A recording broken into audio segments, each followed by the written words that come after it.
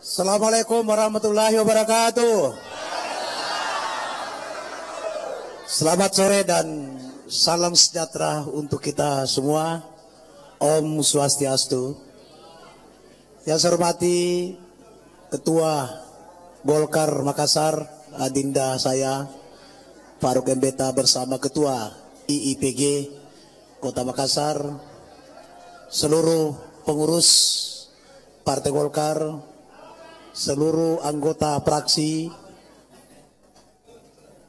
Golkar di DPRD Kota Makassar, ormas pendiri dirikan yang amat saya cintai, saya hormati, calon Wali Kota Makassar 2018-2023 Adinda Munafri bersama Ibu, hadirin hadirat, teman-teman mass media yang saya hormati. Beberapa saat yang lalu kita menyaksikan sebuah peristiwa yang tentu bagi Munafri dan Golkar sangat strategis, yaitu sebuah pernyataan dari Partai Golkar tentang calon wali kota yang akan diusung oleh Partai Golkar 5 tahun yang akan datang. Semua ini karena ada rahmat, ada hidayah dari Allah Subhanahu wa Ta'ala. Semua pasti melalui proses, tidak datang secara tiba-tiba. Manusia merencanakan, Allah yang menentukan. Itulah peristiwa yang terjadi beberapa saat yang lalu. Politik itu hanya ada dua, yaitu pilihan dan keberpihakan. Ketika sebuah peristiwa politik telah terjadi dan proses telah dijalani, keputusan telah diambil, maka lahirlah pilihan, dan di situ wajib ada keberpihakan. Maka ketika pilihan partai sudah jatuh, maka tidak ada pilihan lain daripada seluruh instrumen, seluruh fungsional partai harus berpihak kepada pilihan partai. Itu konsekuensi daripada sebuah peristiwa politik. Nah, oleh karena itu, seluruh jajaran Partai Golongan Karya se-Kota Makassar, pimpinan kecamatan, pimpinan kelurahan, maka terhitung sejak hari ini Golkar secara resmi memiliki seorang calon wali kota. Sekalipun wakilnya belum, karena sesuai dengan sistem yang berlaku di Partai Golongan Karya, calon ditetapkan yang harus mengusulkan 3 nama untuk ditetapkan sebagai wakil wali kota oleh DPP Partai Golongan Karya. Oleh karena itu, nanti Ketua Golkar Kota Makassar telah diinstruksikan melalui surat keputusan tersebut untuk melakukan koordinasi dan konsultasi dengan saudara Munafri untuk menetapkan daripada calon wakilnya, sekaligus menentukan daripada koalisi pengusung daripada saudara Munafri. Sekalian, di era demokratisasi, di era kita memilih seorang pemimpin di mana rakyat yang berdaulat, maka segalanya seluruh partai ikut mencerahkan daripada demokrasi rakyat, yaitu mengajak rakyat untuk menggunakan haknya sebagai orang yang berdaulat dalam menentukan pemimpinnya. Oleh karena itu, paling tidak ada 3 hal yang harus disikapi oleh kita dan oleh masyarakat sebagai pemegang kedaulatan rakyat. Yang pertama adalah bahwa dalam memilih pemimpin, segalanya memilih seseorang melihat figurnya terhadap keikhlasannya untuk memangku sebuah jabatan. Karena seorang pemimpin yang tidak lahir atas dasar sebuah keikhlasan dan ketulusan, maka pasti yang berpengaruh pada dirinya adalah kekuasaan. Yang kedua, kita harus memilih pemimpin yang fokus dan peduli terhadap yang dipimpin. Tidak mungkin kita memilih seorang pemimpin yang fokus dan peduli kalau pemimpin itu tidak memiliki yang ketiga, yaitu mengerti anatomi, memahami apa yang menjadi harapan, aspirasi yang hendak dipimpin. Tiga-tiganya ini dimiliki oleh saudara Munafri. Yang pertama, kenapa Munafri seorang ikhlas? Untuk apa lagi dia jadi calon wali kota? Untuk apa lagi dia ingin menjadi wali kota? Dia keluarga besar pengusaha di Indonesia, bukan di Sulawesi Selatan. Basic need dalam hidupnya telah terpenuhi, kebutuhan dasarnya terpenuhi, bahkan melebihi daripada apa menjadi kebutuhan dasar seorang manusia. Untuk apa jadi wali kota? Itu berarti ada keikhlasan untuk mengabdi. Fokus, pasti fokus. Kenapa? Lebih susah menjadi manajer PSM daripada menjadi wali kota.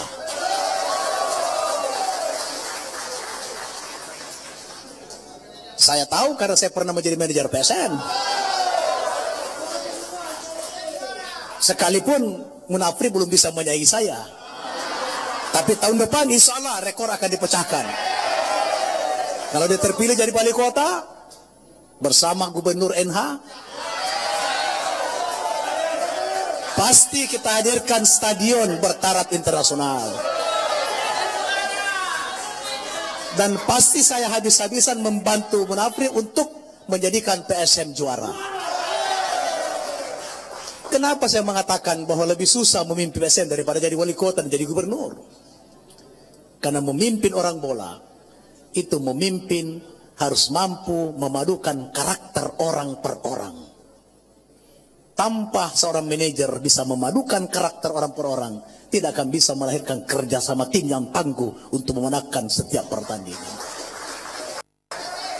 Yang kedua, harus mampu memahami karakter daripada lawannya. Nah, Munafri ini sekarang sudah miliki itu. Saya tahu bahwa lawan yang hendak dihadapi bukan mudah untuk dikalahkan. Saya tahu itu. Saya ngerti itu. Bukan berarti berat, tapi tidak mudah. Saudara dari Pemantau punya keberhasilan, punya prestasi. Tapi jangan lupa bahwa PSM semakin kuat lawannya, dia semakin bisa mengalahkan. Dulu waktu saya PSM, manajer PSM, kalau melawan kesebelasan yang dibawanya, susah menang. Tapi kalau melawan Persib Bandung, melawan Persija, melawan Persebaya, dia selibah semuanya. Itu karakter. Ya. Syaratnya bagaimana? Syaratnya adalah harus kita mulai sekarang, saudara Munafri harus memiliki konsultan yang mampu meramu perencanaan, yang paham betul tentang karakteristik anatomi kota Madya Makassar. Makassar yang masyarakatnya hidup penuh dengan keanekaragaman, multi etnis, hidup dalam pluralisme. Oleh karena itu, kita harus mampu meramu program penggalangan, pendekatan, kebijakan yang memahami terhadap karakteristik daripada hidup dan kehidupan kota Makassar. Tanpa itu sulit. Tapi Munafri tahu itu karena dia manajer PSM. Seorang manajer PSM bersama pelatihnya harus mampu meramu taktik dan strategi setiap lawan yang dihadapi, dan tidak pernah sama. PSM melawan Persebaya beda taktik strateginya, melawan Persija beda, melawan Persib Bandung beda, melawan Persibone beda. Tapi kalau sekarang melawan Persibone, NH sama Munafri sama, tidak ada perbedaan. Yang ketiga, saudara sekalian, harus memahami betul tentang anatomi kota Makassar. Kota Makassar hari ini adalah, kalau seorang pemimpin tidak mampu melakukan sebuah terobosan yang berani, 25 tahun akan datang, kota Makassar, kota yang akan lumpuh, stuck, tidak akan bisa bergerak. Kenapa? Karena setiap tahun, salah satu anatominya tidak kurang dari 15.000 sampai 20.000 anak-anak dari seluruh pelosok Sulbar datang ke Makassar karena magnet urbanisasi untuk bersekolah. Membawa 3 hal. Membawa macet, membawa polusi, membawa sampah. Ini salah satu anatomi. Itu. Kenapa membawa macet? Rata-rata anak kita yang sudah bersekolah membawa motor. Kira-kira 60-70% mereka membawa motor. Motor baru, 1 kali starter langsung mengepul asapnya, polusi tercipta.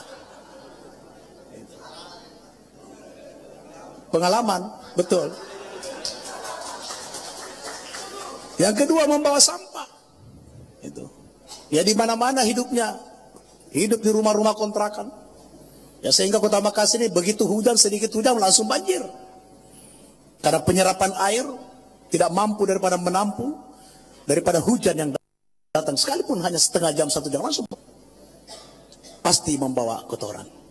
Ini dibutuhkan seorang pemimpin, betul kata Munafri, bukan penghargaan, tapi sebuah ide, sebuah terobosan yang cerdas untuk berpikir jauh ke depan, harus punya visi yang jauh ke depan.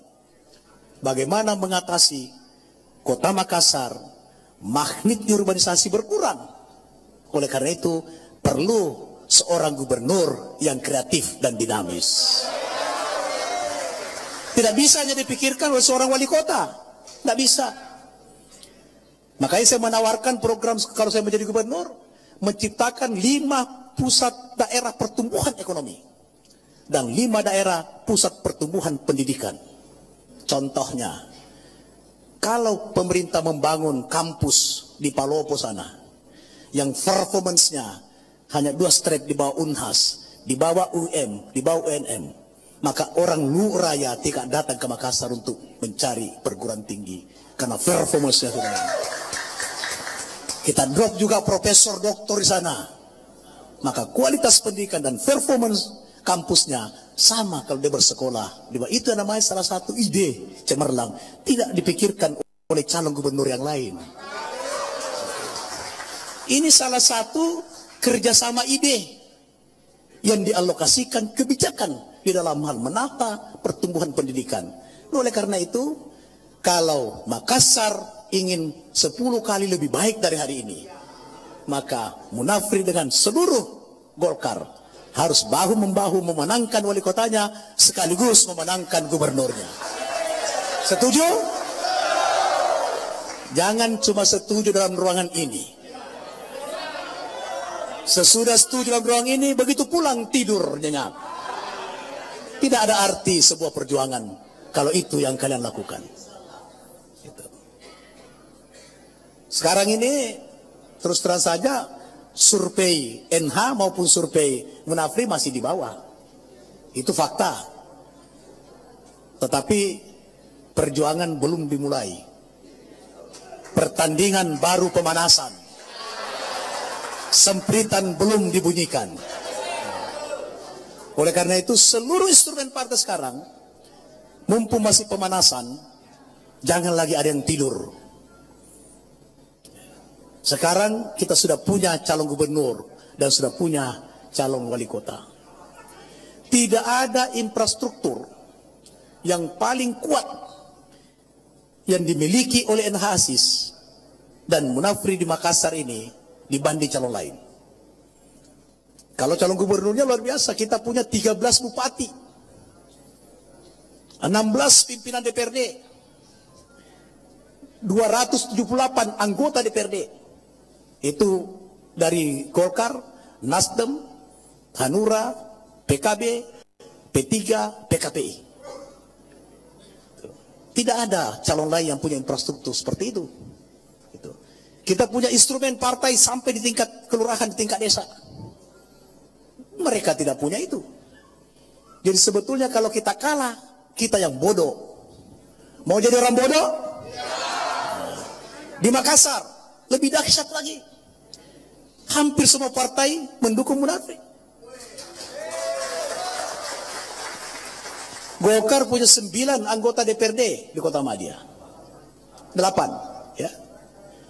ada Hanura, ada Nasdem, gitu. Punya infrastruktur yang tidak dimiliki oleh bakal calon yang lain. Tuh, apalagi kalau independen, tidak ada partai. Tapi jangan lupa Pak Dhani sekarang penguasa, punya instrumen lain. Nah, oleh karena itu, instrumen lain itu kita harus menyadari bahwa ada cara menangkalnya. Bagaimana caranya? Kedaulatan di tangan rakyat. Kedaulatan bukan di tangan kecurangan. Setuju? Kalau setuju, sekarang mulai bergerak mengawasi seluruh pergerakan daripada para penyelenggara pemilu. Apa itu? Sekarang sudah mulai proses pendaftaran calon independen. Maka seluruh fungsioner Partai Golkar di semua tingkatan, saya instruksikan sebagai Ketua Golkar Provinsi Sulawesi Selatan untuk mengawasi ketat seluruh pergerakan penyelenggaraan oleh penyelenggara pemilu. Kenapa? Kita tidak boleh hanya hendak merebut kekuasaan dengan menghalalkan segala cara, tapi kita harus ikutakan yang namanya pencerahan demokrasi. Termasuk penyelenggara kita harus serahkan. Kita harus mengajak mereka, jangan ajari rakyat berbuat curang, jangan memberi contoh kepada rakyat yang tidak baik, karena itu tidak menguntungkan negeri kita sebagai negara yang menganut demokrasi Pancasila. Betul? Nah, oleh karena itu, awasi mereka, jaga mereka. Sebentar lagi akan masuk kepada verifikasi faktual. Ya. Kalau dari awal saja sudah kita membiarkan kecurangan terjadi, maka terus kecurangan akan berlanjut. Dan itu tidak menguntungkan proses demokrasi kita, dan tidak menguntungkan dari para rakyat di dalam berdemokrasi. Oleh karena itu, dari awal proses ini, seluruh instrumen partai, seluruh fungsionaris harus ikut mengawasi daripada seluruh tahapan pelaksanaan pilkada, termasuk nanti pileg dan pilpres, dalam upaya kita mencerahkan demokrasi rakyat Indonesia, rakyat Sulawesi Selatan, dan rakyat Kota Makassar. Setuju? Nah, jadi mana pimpinan kelurahan? Coba angkat tangan. Pinlur, mana?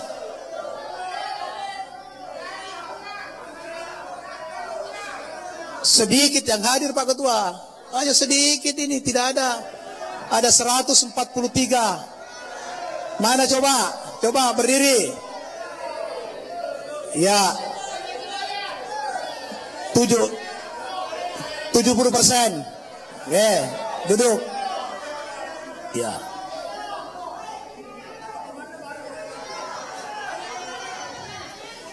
Pimpinan kelurahan bertempat tinggal, berdomisili, berkantor di kelurahan. Lurah bertempat tinggal, berkantor di kelurahan. PPS berkantor, bertempat tinggal di kelurahan. Tidak ada alasan kalian untuk tidak mengawasi mereka. Pimpinan kecamatan tinggal di kecamatan, camat tinggal di kecamatan, PPK tinggal di kecamatan. Tidak ada alasan untuk mereka tidak mampu mengawasi mereka. Betul? KPUD urusannya Ketua DPRD, urusannya Ketua Golkar bersama Saudara Wahab Tahir, Sekretaris Golkar. Semua ini tidak boleh kita biarkan. Ya. Untuk apa sebuah jabatan tapi didapatkan dan menghalalkan segala cara? Kalau dari awal saja sudah merebus sebuatan dengan menghalalkan segala cara, bagaimana dia bisa memelihara 5 tahun kepemimpinannya tidak berbuat curang untuk rakyat? Pasti mereka berbuat curang. Awal saja sudah curang. Nah, itulah kemudian ketika saya menjadi manajer PSM, Ligina pertama, Ligina kedua, kenapa PSM ini sulit menang di luar? Karena di kandang bermain curang. Ligina ketiga tidak boleh bermain curang. PSM menang di luar, menang di kandang, sehingga dia bisa juara. Dan itu sekarang sudah ditiru oleh manajer PSM sekarang bernama. Jadi sahabat-sahabatku semua, sekarang kita harus satu tekad, satu langkah dan satu visi, bahwa Munafri sudah menyatakan Makassar harus 10 kali lebih baik dari hari ini. Caranya adalah menjadi wali kota. Nurdin Halid berkata bahwa Sulsel baru harus hadir, harus lahir dan hadir di selatan. Bagaimana caranya? Menjadikan NH Aziz sebagai gubernur dan wakil gubernur. Setuju? Apa yel-yelnya Pak? Yel-yelnya belum ada? Belum ada, nanti kalau sudah Munafri belum memikirkan yel, nanti kalau sudah ada pasangannya baru ada. Sekarang kita yel NH Aziz, coba saya mau tes. NH Aziz, NH Aziz, Insyaallah menang. NH Aziz, Gubernurku. 1000% untuk Anda. Top, ini Makassar. Saya tidak ajari, sudah tahu. Itu kelebihannya rapi. Rambampina pasti tadi sudah diajari tadi itu. Dengan MC-nya itu. Siap. Terima kasih sahabat-sahabatku semua. Tidak ada pelat ulung yang lahir di laut yang tenang. Artinya tidak ada tantangan yang tidak bisa kita hadapi. Tantangan gelombang akan kita bisa hadapi manakala kita bersatu menghadapi gelombang tersebut. Jangan lupa, politik tidak boleh memutus silaturahim. Politik tidak boleh memutus persaudaraan. Politik tidak boleh memutus pertemanan. Oleh karena itu, jangan heran, jangan curiga. Di suatu waktu saya ketemu dari Fumanto makan sama-sama, jangan curiga. Itu bagian dari strategi pemenangan. Gitu. Jangan curiga. Politik itu terkadang motonya kawan dirangkul, teman disikut. Nah itu. Tapi teman disikut jangan. Itu cara orang sana, bukan cara orang Golkar. Gitu. Ya. Jadi sahabat sekalian, loyalitas penting, tapi tidak boleh loyal ortodoks. Ya. Keputusan partai sudah diambil, maka tidak satupun kader Golkar yang tidak boleh loyal terhadap keputusan partai. Gitu. Ya, setuju ya? Terima kasih. Lebih kurangnya mohon maaf. Selamat bekerja, selamat berjuang. Makassar untuk kita, Sulsel baru untuk masyarakat Sulawesi Selatan. Assalamualaikum warahmatullahi wabarakatuh. Waalaikumsalam warahmatullahi wabarakatuh. Bisa aplaus yang meriah untuk Bapak Haji Andi Muhammad Nurdin Halid.